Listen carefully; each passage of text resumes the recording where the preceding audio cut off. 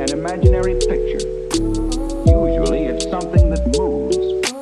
Hello beautiful people, my name is Confidence Johnson. Yes, I know it's been a while, but don't worry, just calm down, please forgive me. But yeah, hopefully I'm back more now with more content and to keep you engaged on this channel.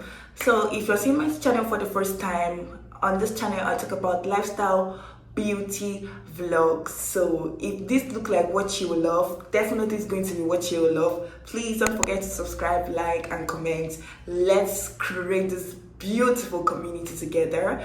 So today I'm going to do a get ready with me video talking about this movie, this 6888. So if you are excited like I am, let's go. I want to give a shout out to all the producers and directors that come together to make all these things. Most of these stories are true life stories, so the producers or the directors come together to make it feel real, and for we younger folks to understand what our ancestors really went through for us, to make us stand, to make us have a voice. And it's so touching. Honestly, I feel this is one of the few movies I've watched that have made me to cheer up here and there. When my sister recommended this movie, I was like, I'm not sure. But when I went to see this movie, it was so emotional for me. Shout out to my sister. Yes. Let's talk about the love story that was given to us about Lena and Abraham. Honestly, when I started watching the movie, I just had a feeling that Abraham was going to die. I didn't just know why. I didn't even think he was... I felt he was the main character in the movie, yeah, but I wasn't sure because obviously he died and there was another character, I love their love story. A black lady and a white guy coming together to unite, And if you noticed in the movie, where Lena lives is a place where only black folks live. So there's this segregation already, which Lena's mom and auntie did not support. I think also Abraham's father did not support, but I like the fact that they stuck together to for what they wanted, though Abraham later died at the end. But yeah, that's basically it for me. It never made sense to me that 855 women were told to use a civilian ship, and it's not like it was good, it was just floating. Why the white folks were told to use the flag. And let's talk about them not delivering the mail that they were supposed to deliver. This thing they say about a mother's love. A mother's love is so beautiful. If not that woman stood at the gate of Mrs. Roosevelt and she kept standing even when it was raining. Now I'm feeling emotional, honestly. She kept standing because she hasn't received any mail from her children ever since they went to war. She hasn't received any mail. She had to go to Mrs. Roosevelt's house to stand. So when Mrs. Roosevelt kept seeing her, and this thing also made me to learn a lesson in this movie, is if you want something, keep insisting. If you want something and you just go once and come back, there's no pressure there, honestly. If you want something, keep applying the pressure, Something is likely to come out of it. So the woman kept insisting. Mrs. Roosevelt saw her one of the days and asked George to go and ask the woman what she wants. When she was asked, she was saying that her children went to war, she has not been receiving any mails from them. That really saddened my heart. How would the family even focus? How would the wife and children focus?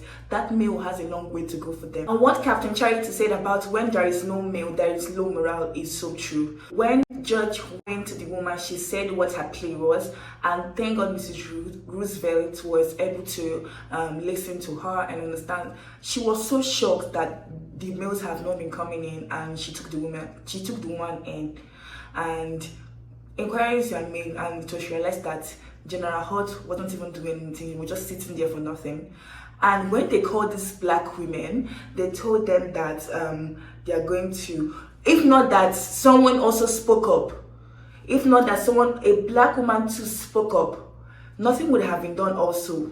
So they were thinking that, the black women or the Negroes, like they said, we are not going to we will not be able to deliver.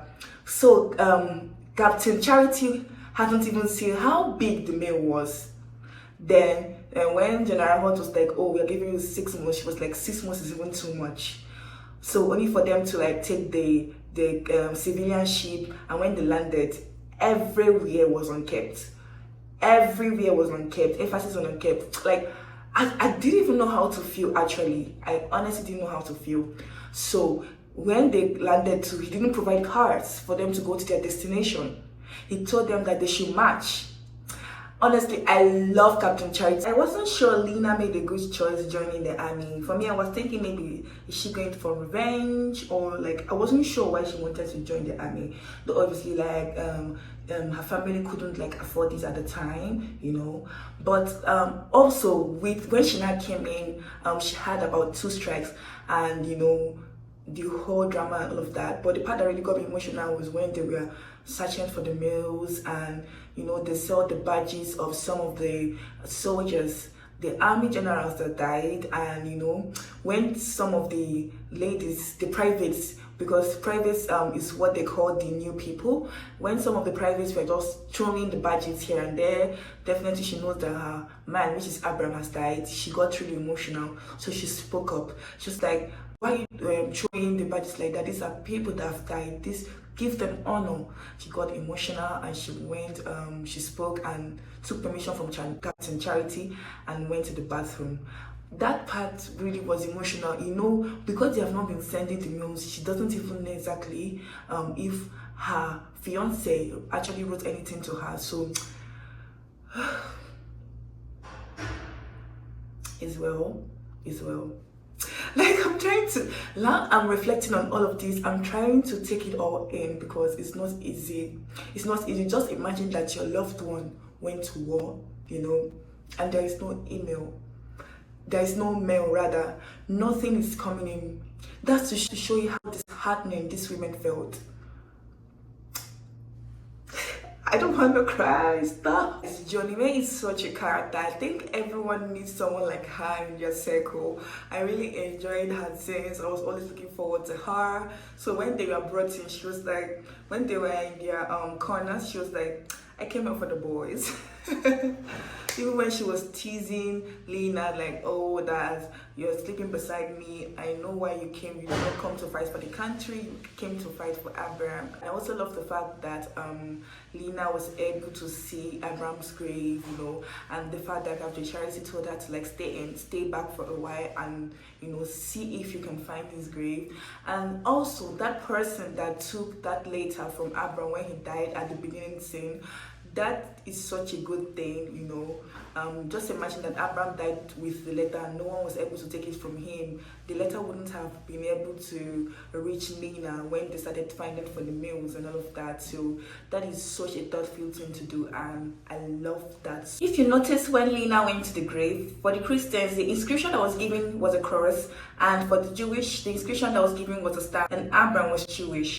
You know, the part that really amazed me was when General Holt came to where Captain Charity and the other privates were with Lieutenant Campbell. So when he wants to enter a particular room, Captain Charity will tell him no, that he can't enter, sir. He asked one of the men that was with him, didn't you tell her that I was coming, you know? So when he now entered the main place where they were sorting out the mail, he was just trying to find fault in what they were doing. So when he now saw that some mails were open, he was like, why are you opening the mails of these white people? He was just trying to find fault, not like there was something really happening. He now said to her that he's going to take them away from there, that he's going to invite a white person to be in charge of that particular assignment. To be in charge of that particular assignment. When she stood up, she was like, over my dead body, sir. She was like, over my dead body, sir. I was like, yes, girl, give it to him. Because this man will not be walking around you. And I understand that, yes, I think he's a superior and you're not supposed to talk to him in any sort of way, reply to him in any sort of way, even if he's pissing you off so much. That's one thing I also learned where Captain Charity is. She was so calm about the whole thing. Even when they were saying gibberish and stuff like that, she was just calm. So at the end, he now left and stuff like that. She told him get back to work. So when he got to his place, he made a call for a mail call, like, so that Captain Charity would be removed from there. So all of a sudden, he started hearing noises from his window. So when he dropped the call, he asked the person that was with him, what is going on, what is that? Before he realized that they were actually working. These women were actually working, you know. So I love the fact that when we have been given a task to do, we deliver. There are a lot of noises where people are happy that the mails has gotten to them. Even the woman that went to meet Mrs. Roosevelt, her email also got to her from her children. Mail, I don't know why I keep saying email. Their mail rather got to them, they were so happy and excited, and that was such a joyous thing to do. And I'm going to also applaud Mr. Roosevelt, which is the president, when he was in seat before he died, for supporting the wife, because it's one thing for the wife to speak to him, it's one thing for him to agree or disagree. So I love the fact that he stood on his ground, and effort, things were done for the meals to get to the family. One thing I also loved was when Captain Charity and Lieutenant Campbell, they were talking, and she was saying, I hope I didn't talk to him badly, but Lieutenant Campbell was just cheering her on and stuff like that, and told her that it's okay, that she did the right thing. And that's a friend there, that's a sister. I love the way they bond, but when they also come out to where the privates are, they will mean business. And suddenly someone walks up to them and was like, they're not working.